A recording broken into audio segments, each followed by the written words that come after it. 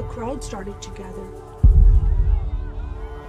The men were chanting in Arabic, Allahu Akbar, Allahu Akbar.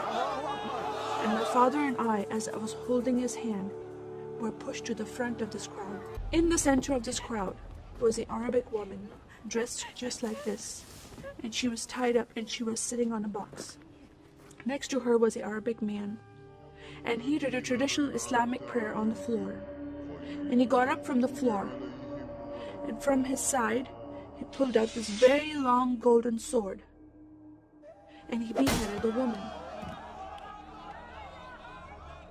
My legs are shaking, and my heart is going fast. And my father said, if you don't listen to the teachings we're instilling in your life, this will happen to you one day.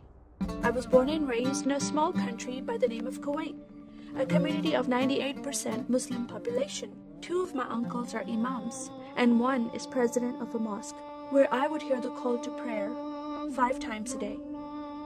As a Muslim, the word Yahudi, which means Jew, was instilled in me as a bad word, as a cuss word. Yahudis should not exist. They should be killed. And I never thought to question, why would I hate them? I never met Jewish people in my life. They never did anything to harm my family. I just hated them. Just the word brought hatred in my heart. It's very important to learn the Quran and the Hadith and even memorize it in Arabic. I even entered a competition where you recite a long chapter in front of Islamic leaders and teachers.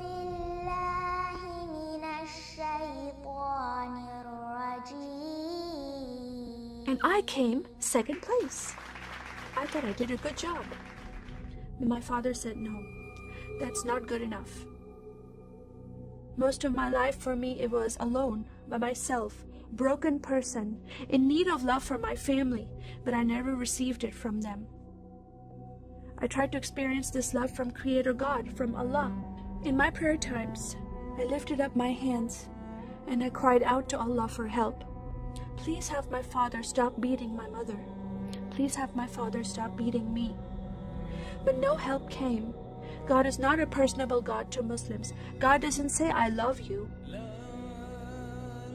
Saddam Hussein forces came in the middle of the night and invaded the small country of Kuwait. And then they came to my city and they destroyed property and they looted people's home and they stole possessions and they killed the men and they raped the women. Then we were granted asylum status to stay in the US. My grandmother suddenly got very sick. She had a heart attack and she went to the hospital. And 2 days later, she passed away. I was devastated because I lost my best friend. And this lady approached me and asked me if I was okay. And I said, no, Paula, my grandmother died. And I just started to cry again. At that moment, I was hurting so much, only crying helped. And Paula came to me and put her arms around me and she gave me a hug. And then she asked me a question. Would you like to go to church with me? When I walked into this church, I experienced love from these people and acceptance from these people like I've never before. Fellowshipping together. They were men and women together. They didn't have to be separate. No one was judging each other. And they knew I was Muslim. They were so friendly to me themselves, accepting of me and loving of me. And that was really surprising to me. And for the first time in my life, I heard a message from the Bible. I started reading the message about Yeshua. When he walked into the synagogue, he was given a scroll from Prophet Isaiah, and he opened the scroll and he started reading that scripture.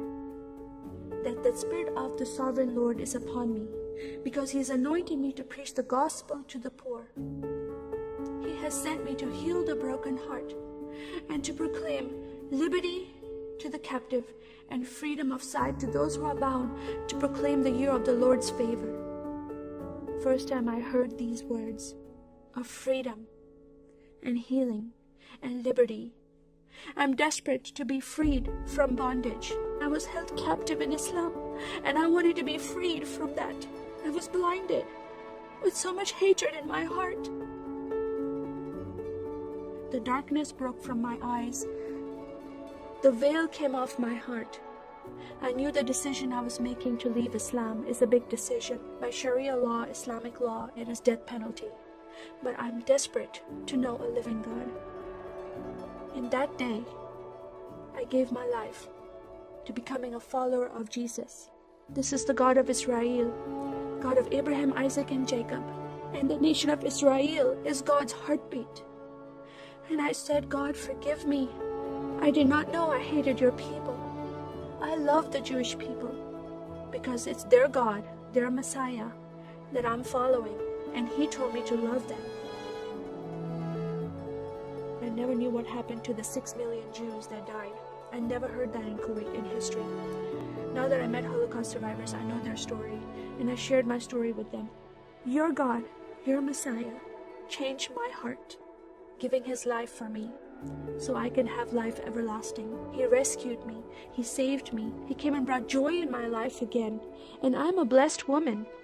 And I start crying, and they start crying, and we are able to relate to each other, and they embrace me, and they love me, and they experience some healing, I believe, when they hear my story.